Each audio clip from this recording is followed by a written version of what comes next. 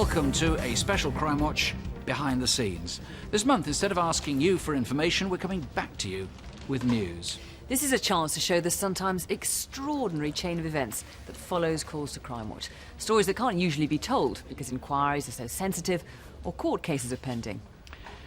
It's the big reconstructions that define the programme, but our short appeals often have big stories behind them too.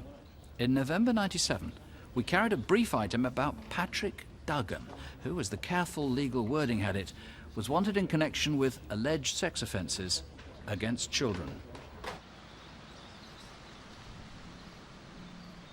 I came here, it would have been probably March time of 1976. The abuse would have started about 2 months later. It went up in stages.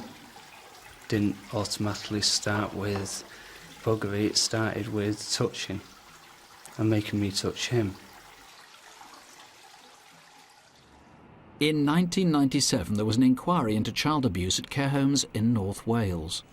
During the proceedings, allegations were made about a man called Patrick Duggan, and that took the trail across the border to Hereford. Wessington Court was a school for what were called maladjusted boys from 8 to 13. The brochure for the school stated its aim was to set a pattern for the children's lives within a framework of benevolent discipline. Above all, our purpose is to bring to the fore the normal responses of an ordinary child. There was nothing normal about Wessington Court while Patrick Duggan was housemaster. He always had a packet of sweets or a lolly, but you had to do sexual favours before you got them. He wanted sex, and that's why he worked here. It was his opportunity of having young boys. All we had was his name, Patrick Duggan. We didn't know how we were going to trace him. We didn't know where he was. I'm sorry, everything's a bit of a jumble, but... I was able to trace the former owner and headmaster of the school, Mr. Dennis Eagles, who still lived locally.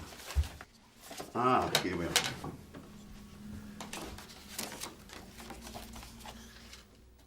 He provided some photographs of Patrick Duggan and 2 or 3 last known addresses in the London area. Yes, we can have them. I want all of them.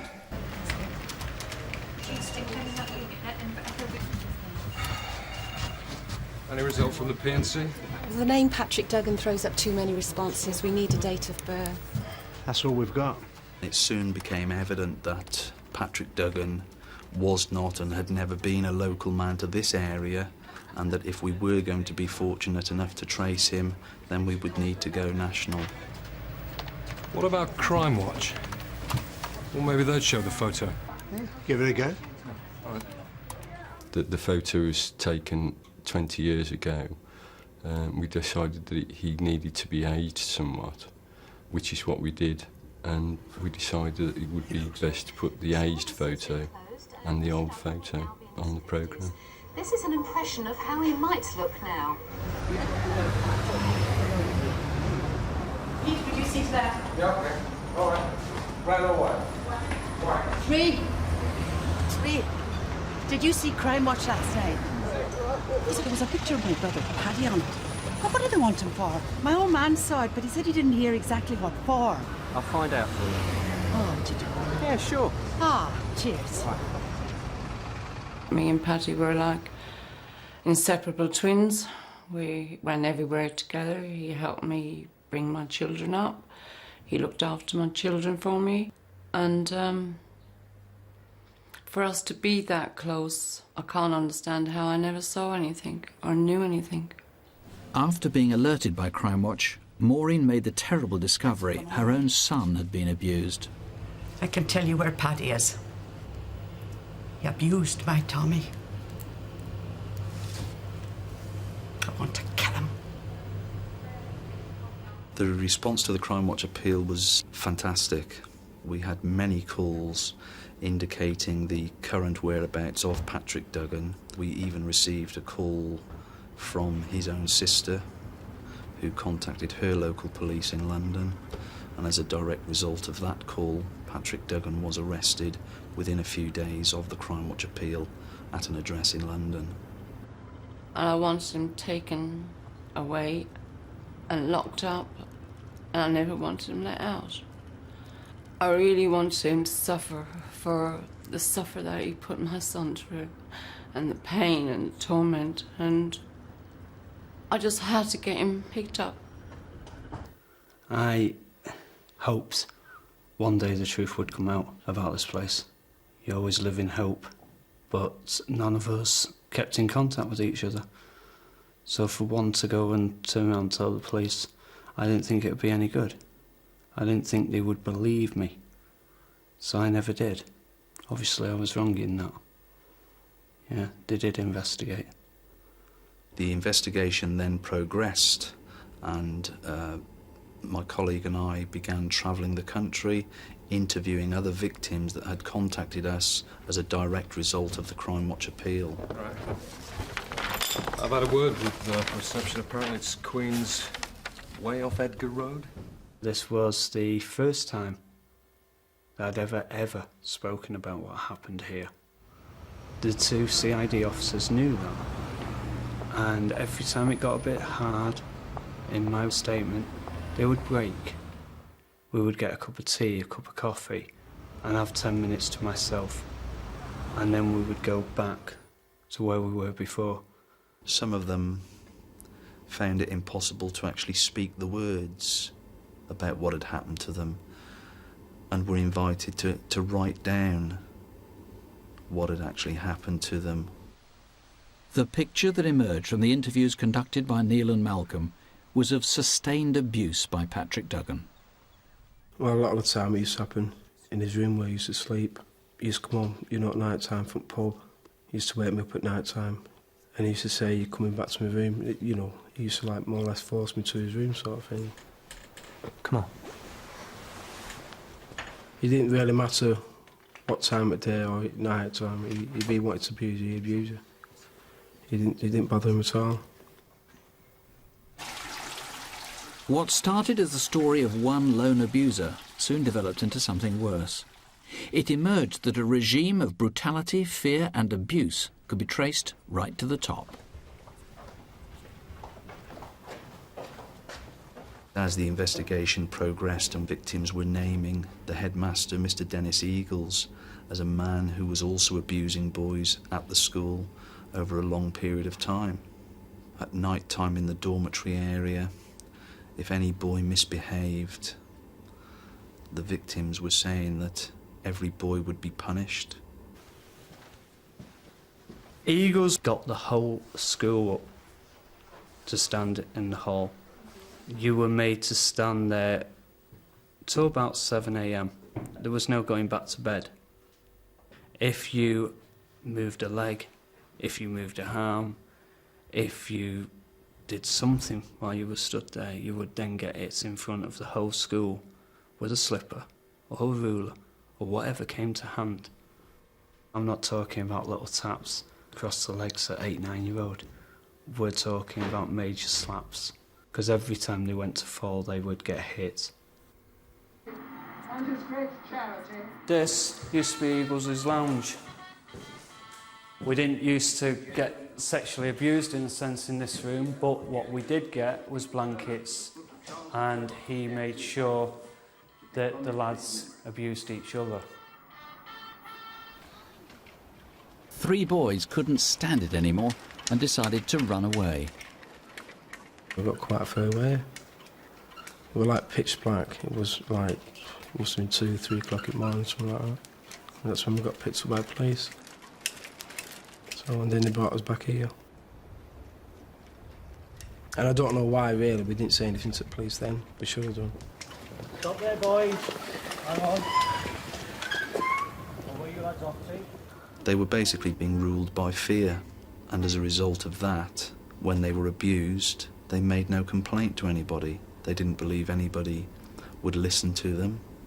They didn't believe anything would be done about it. Patrick Duggan was brought to trial in August 1998. It was very emotional.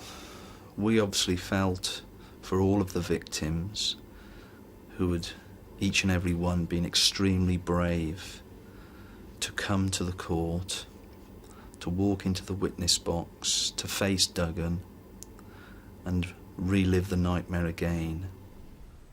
When we went to arrest Dennis Eagles eventually, I think he had been waiting for that knock at the door, because obviously of our first approach to him, he must have realised that as the investigation went on, allegations against him may come to light. I can never forget what Patrick Duggan did to me. I can never forget what Dennis Eagles did to me. So therefore, I wanted them two to pay for what they've done for the whole of my life.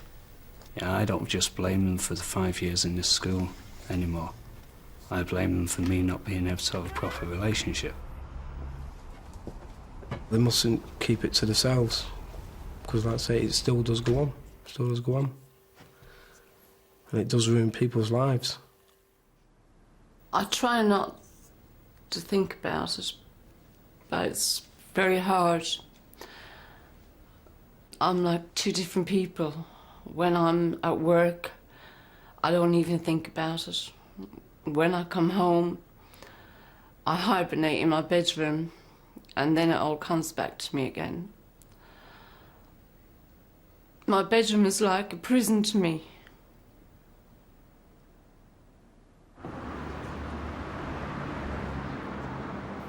The young lads who are now men like me have lives of near enough misery because of it. But they still don't have any guilt or remorse. They didn't at the trials, they didn't when they were abusing us, and I don't think they ever will.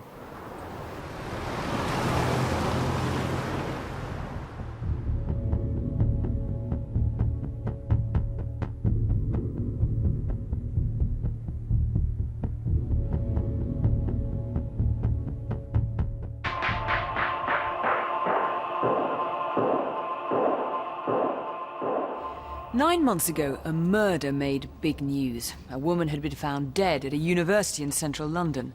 Elizabeth Stacey, a technician in the psychology department, had gone to work as usual on a Friday last November, Guy Fawkes Day.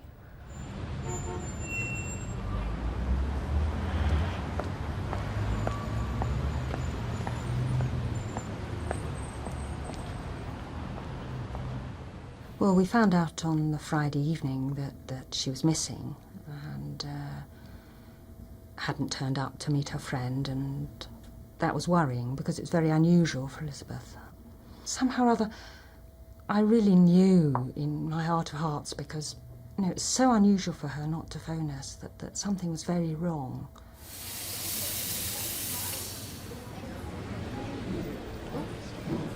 Hello, how are you? Not bad.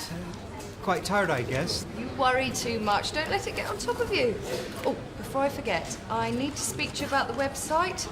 I had a few problems with the server going down, so I might need to take the system offline. Would that be okay? I'm in there all day, so any time is fine. Hi, Jane. Can I have a word? Actually, I've been working on this new web mod. Stephen Reed was a postgraduate research student, and though he barely knew Elizabeth, she'd helped him on computer problems since she joined the staff 2 months earlier. It's freezing, this room. How are you getting on? Well, not too bad. Oh, this new software is causing all sorts of problems. Try clicking on this icon. Yep. And then into this file here. Yep. This is a favourite shortcut of mine. Works every time. Stephen, hi. Hello. How are you doing? All right? Fine. That's it. And then that. Yep. Liz, I'm sorry to bother you, but I can't seem to open Windows on the computer in the postgrad lab. I was wondering if you wouldn't mind having a look. Well, we've just finished up, haven't we, Gary? Yeah, fine. Yeah, okay. Couple of minutes. Right now? Yeah, just that I can't really do anything unless... it's no bother. Okay, okay. Let's go and have a look, shall we? See you later. Let's see what you've done on this computer. Okay, so it's this one, is it, Steve? That's right. Okay. I can't do a thing with it. All right, well, let's have a look. Well, seems to be okay. Mind you, these computers are always down all the time. Let me just try, see what we've got in here.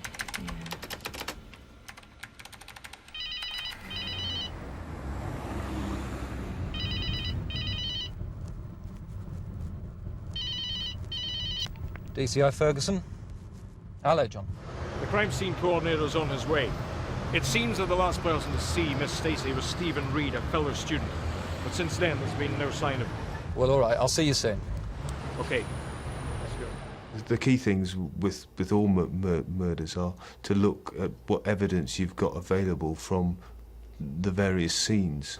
I was concerned about what evidence we would be able to get from the room where Elizabeth was found. Who had access? Few people, including Reed. What do we know about Reed? He was a postgraduate student here at the university. A bit of a loner. Nobody seems to know very much about him. But the last time he was seen was in the company of Miss Stacey, here yesterday lunchtime. Pathology? On its way. Witnesses? Not that we know of. Do we know the home address? I got that from the university. Good. Get over there quick. We might be lucky he might still be there. If he's not there, I want clues to where we might find him. Friends, relatives, OK? Done. Stephen Reed had vanished from the university at the same time, and either he was another victim of the offence, or alternatively he was involved in the assault on her. At the very least, he was going to be a significant witness to the inquiry, and getting hold of him at an early stage was obviously key to our investigation right from the start. Detective Chief Inspector Guy Ferguson is leading the murder inquiry. He says they want to question 33-year-old Stephen Reed, one of her colleagues. He was the last person seen with her before she disappeared. Investigating the murder of a research technician at the University of Westminster in London on Saturday afternoon. 24-year-old Elizabeth Stacey was found bludgeoned to death in a locked room at the university. Police said she had fought desperately for her life.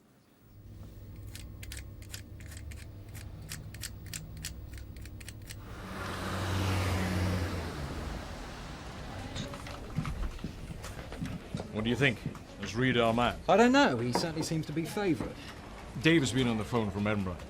He says he's been to see Reed's mother. There's been no sign of him. Well, I think it's time to cast the net a little wider, don't you?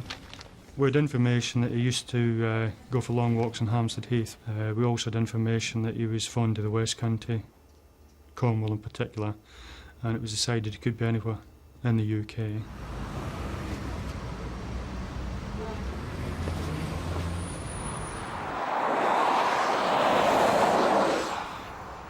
Somebody changes their name, doesn't seek employment, cuts himself off from the family, goes to an area of the country they're not associated with, and keeps a low profile. Obviously very difficult to find them.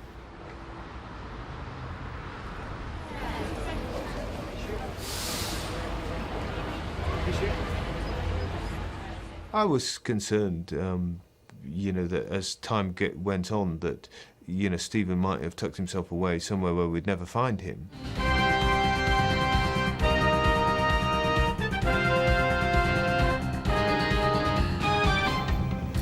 We start with the murder of the psychology technician Elizabeth Stacey and the disappearance of a university colleague.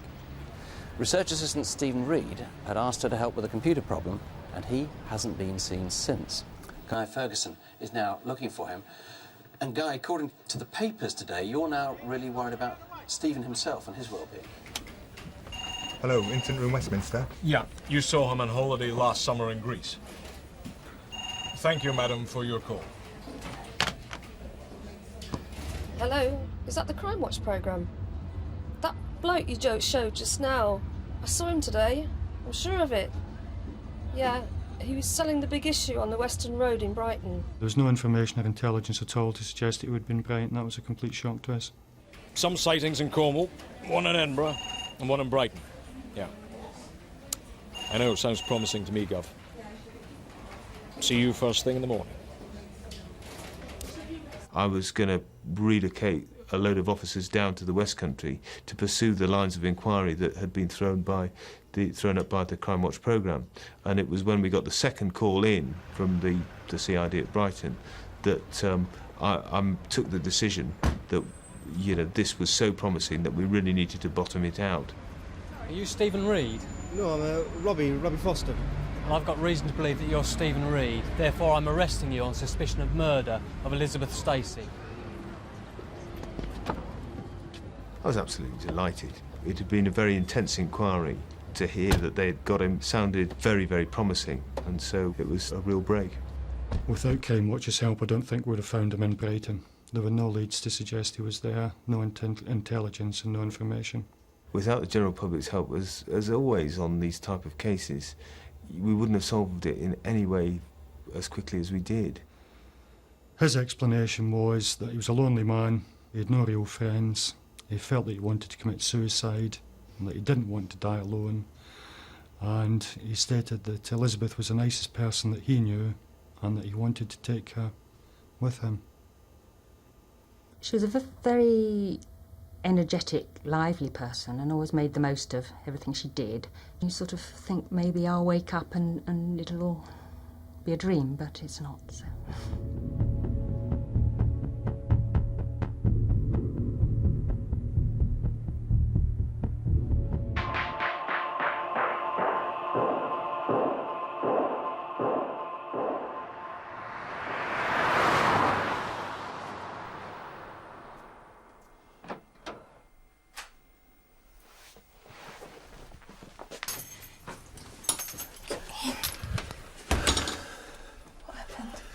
Pack your bags, we're going on holiday.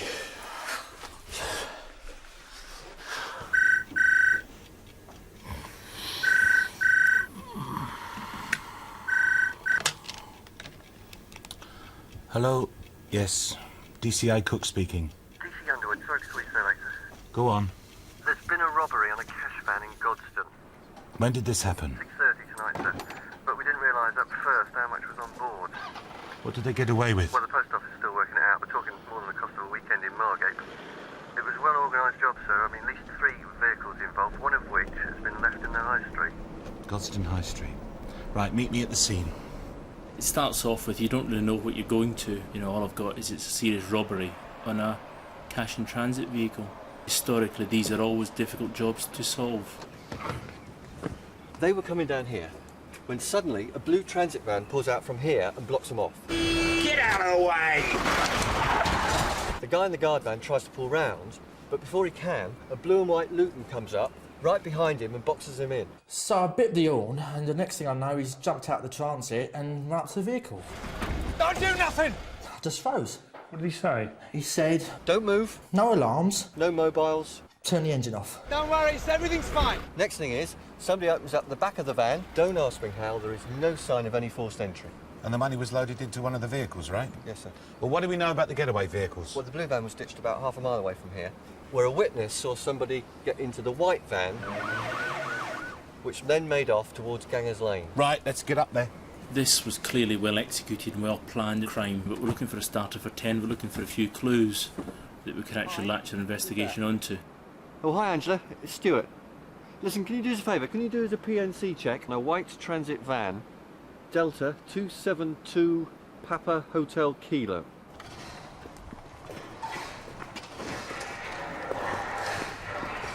No sign of it being forced. Needs to take special security keys. So how did they get in? Well, I must have had a duplicate key made up. No other way they could have got in. Someone's got hold of an original. Right, what have we got? I don't think either of the guards are involved, sir. They seem pretty straight. What about the vehicles? The blue and white Luton and the blue Transit are both registered to one Stephen Buttery. I can't believe it's not Buttery, sir. Shut up, Stuart. Who? Buttery, Stephen Buttery. Or White, maybe. Some people know him as Stephen White. Who wants to know? DC Underwood, this is DC Mumford, Oxford CID. No, there's no one of that name here, mate. Yeah, right, OK. Stephen Buttery was elusive, to say the least. Morning. We're looking for a Stephen Buttery. Don't know, And we're just sorry. wondering if... Thanks for your help. Hardly enough in his bad books as it is. I don't believe it. How much to put in the meter? I didn't put anything in the meter. Stuart Underwood. Stephen Buttery here. I understand you've been looking for me. You're a difficult person to find, Mr. Buttery. Yeah, well, I've been a bit busy in that. There's something we need to talk to you about, Mr. Buttery. About what exactly? You're the registered keeper of 2 vehicles, a blue Transit E594VJH and a Luton Transit E158FRD. I sold both of those end of Jan, beginning of Feb, somewhere around there. Who to? Some gypsy bloke. He paid cash, £3,000, I think.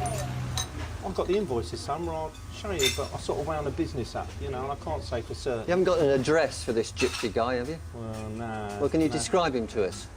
Well, he was sort of, you know, like a gypsy. Not a lot to go on, is it?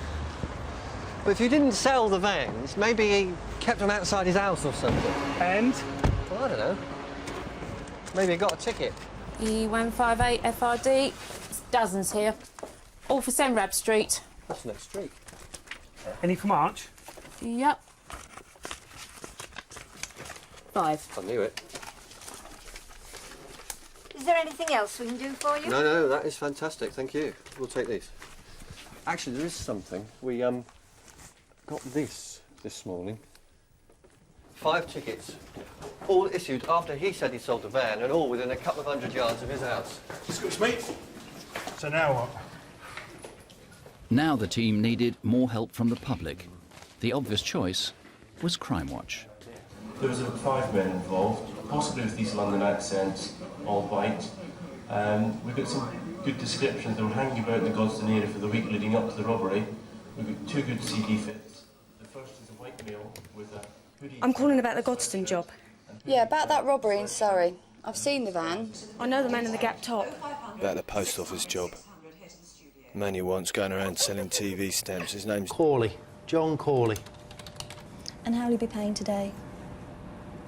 Cash. Thank you. It's never been released that TV stamps were on that van, has it? No. Call's got to be genuine. He's got previous for armed robbery. The Met are looking at him for another job.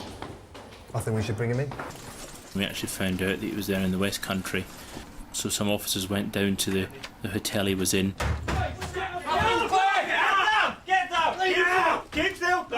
John Corley, I'm arresting you on suspicion of conspiracy to commit robbery. We had another search team and some other officers went to his home address, and that's when I would think the word Eureka springs to mind. Criminals themselves become complacent, and he obviously thought that it was a way of earning money through selling some of this stuff. It was a surprise to us, it was a pleasant surprise, and I've got to say we're eternally grateful for his sloppiness. Mr. Underwood? As much as we were excited at the find of the postage stamps, the search officer from Essex went one further. Dave? We recovered 3 keys, one of which fitted the cash and transit vehicle. Well. If it isn't the security keys to the van. Mr. Underwood? Yeah? Can you come inside a minute? Yeah. Hello, Stuart. Hello, sir. Have you found anything interesting yet? You could say that, sir, yeah. 3 post office security keys buried in the garden. You're pulling my leg. Not to mention a wardrobe full of stamps, and several pieces of paper lying about the place with phone numbers on, several of which we think we're going to find on the phone bill of a certain Stephen Buttery. Stephen Buttery, I'm arresting you on suspicion of conspiracy to commit robbery.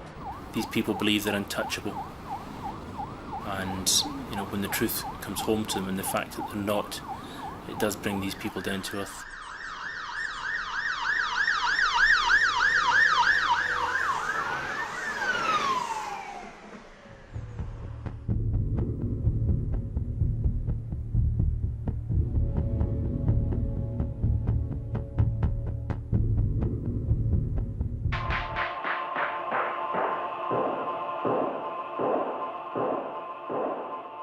Sometimes police come to us with an appeal at the early stages of an investigation, but in others, like this next case, they've put together a complex case already. They just need to find that one last piece to finish the jigsaw.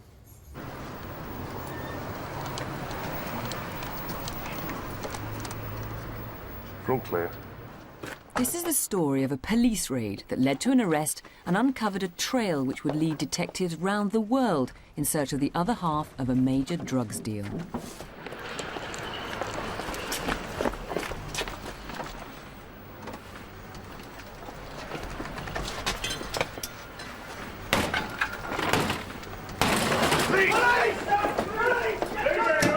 Please! Get down! Get down!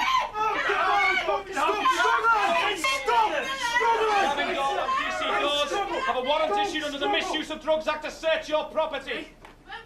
Gavin Dole was picked up following a persuasive tip-off that he was trafficking in drugs. Detectives had a search warrant, but as yet no evidence against him.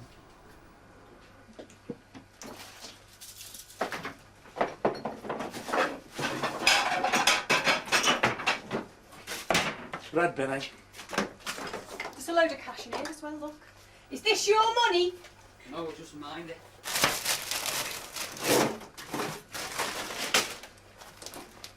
Bingo. Right. Gavin, what's this stuff in the fridge? Don't know. Is it yours? No. Gavin Dole, I'm arresting you on suspicion of possession of drugs with intent to supply. You do not have to say anything, but it may harm your defence if you choose not to mention when questioned something which you later rely on in court. Anything you do say may be given in evidence.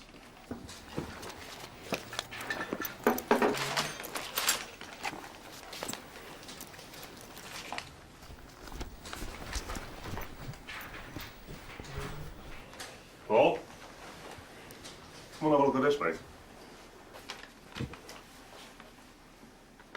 All right, Gav. Sorry I haven't rang. Firstly, I could only get 4 of those packets up me, so the rest are in our fill. Get his mobile number off Jackie and give him a ring. So you should post the next lot of gear out in me leather jacket. You'll hear from me soon with an address. All the best, Mark. All the best, Mark? Who the hell's Mark?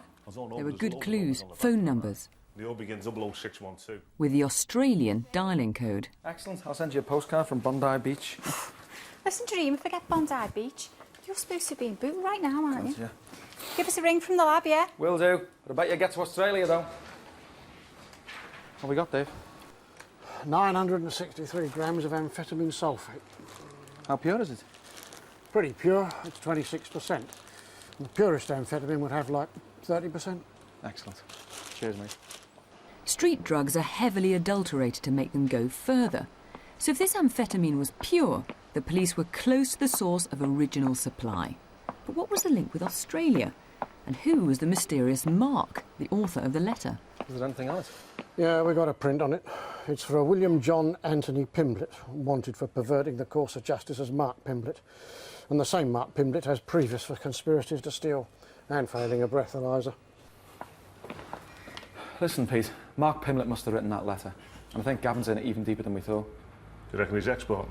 Sounds like it, from the letter. It sounds like it's to Australia. Chloe's checking with the immigration board, see if he hasn't been in and out of there. Right, Gavin. Who do you know called Mark? There's a few numbers in that file of fax of yours, Gavin, for Australia. One of them is for a Mark Pimblett. Ring any bells? No comments. So we know he was in Australia, then? Well, I called the immigration department and they say that Mark Pimblett, or at least someone travelling on his passport, has been in and out of Australia for the last few weeks. What about the phone calls? Well, we've got Gavin's bills and the only calls down under are when Mr Pimlett's out there. And what are the Aussies doing? Well, the federal police are trying to sort it all out. They're getting in touch with the phone company to check the records and make sure everything's all right. Right.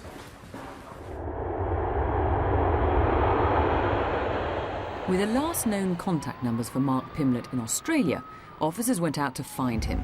Police in Sydney offered help, but it was up to the British detectives to check out addresses and trek round what might have been Pimlett's haunts. Could you have a look at that for me? Tell me if you've seen him around at all. No, mate. No?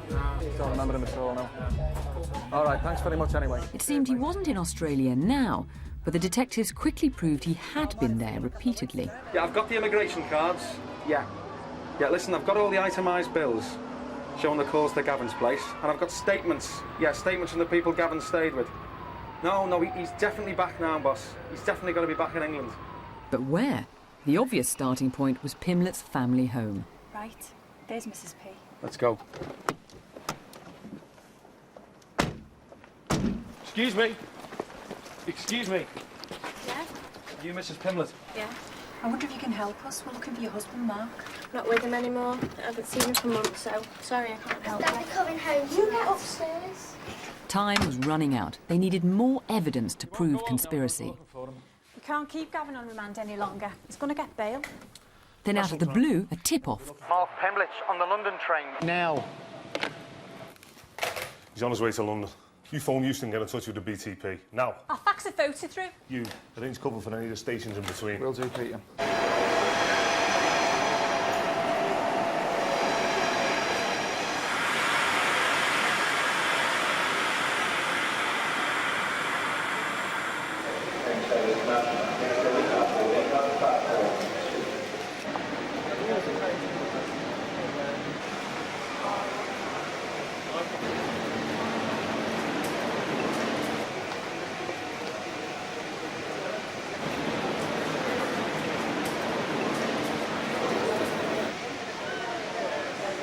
But at London Euston, Mark slipped through the net.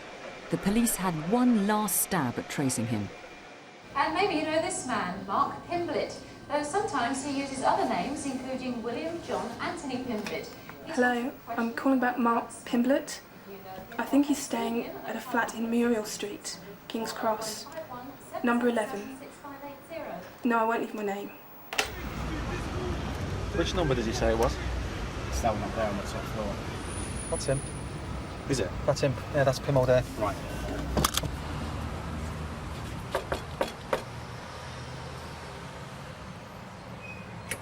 What? All right, Mark. We're looking everywhere for you, mate. Mark Pimblett. I'm arresting you for conspiracy to export drugs.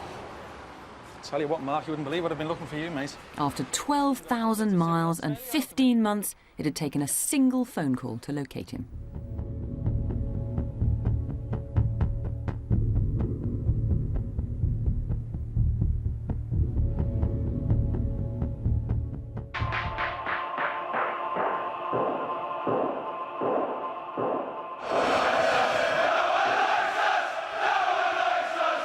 Football is big business.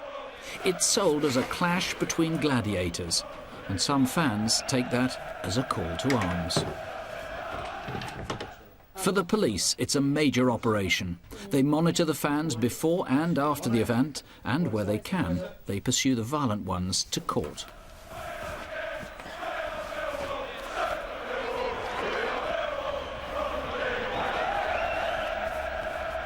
One expected flashpoint was last year's visit of South London's Millwall to Manchester City.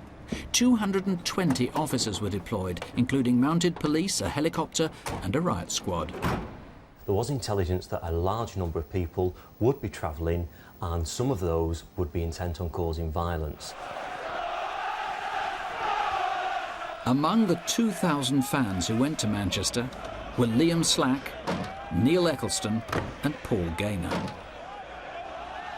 India 2629, can you show state 0 please, over the city ground, looking for city fans?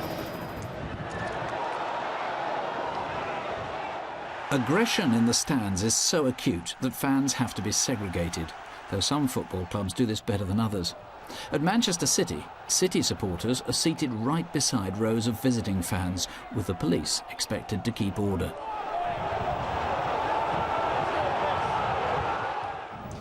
Right, this guy here, now I've picked him out as one of the targets and I want him monitored through all 4 videos. The day after the match, and the papers have been full of yesterday's violence, 11 officers are among those injured. Some of the troublemakers were appearing on the police tapes again and again. At that point, we had no idea who these people were or where they came from. It was more or less looking for a needle in a haystack, pinpointing these people. There he is. Yeah. Well, that was the result. Keeping the heat on the soccer hooligans, Greater Manchester Police liaised with the Met and with NSIS, the National Criminal Intelligence Service. Together, they identified 5 men. But that left 7. We'd reached a dead end and we approached Crimewatch in the hope that an appeal on the programme would lead to being able to put names to faces. We want to identify 7 faces in particular. Generally, matches are widely covered by broadcasters and... We got a great response from the public. We've got in the region of 80 to 100 calls. Is that Crimewatch? Yeah, that guy with a cap on the telly. I know his name. Yeah, and I know where he lives.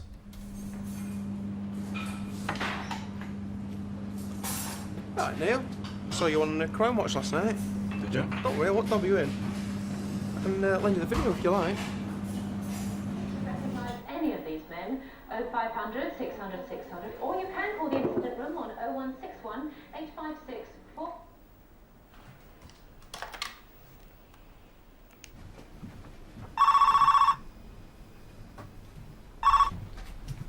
Operation Antigua, DS Reed, how can I help you? Hello, yeah, I'm phoning about the Crimewatch programme. Right, OK, Neil, what's your date of birth?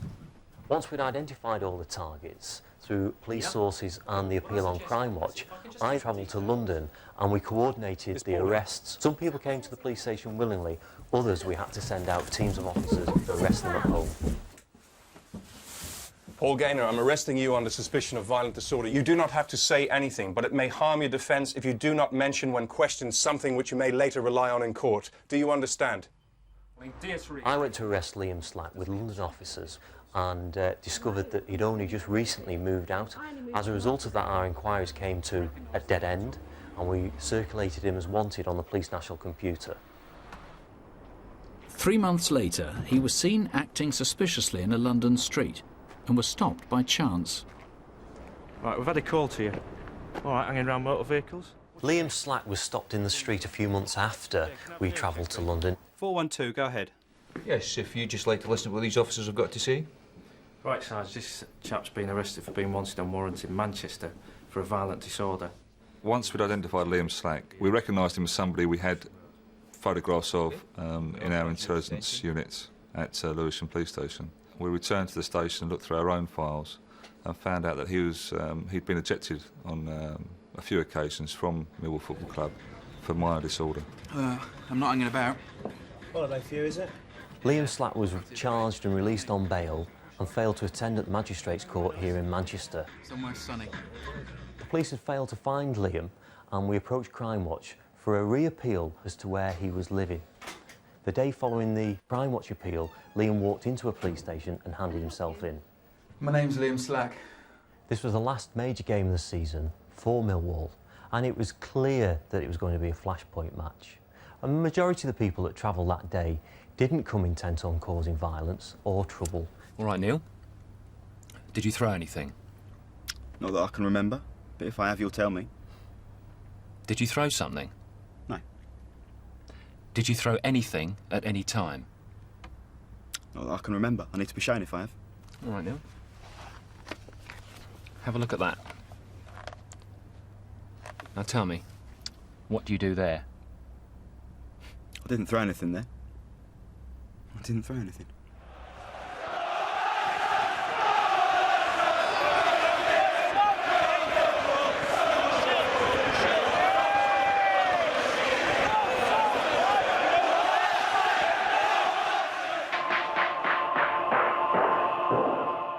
We'll be back with more appeals next month.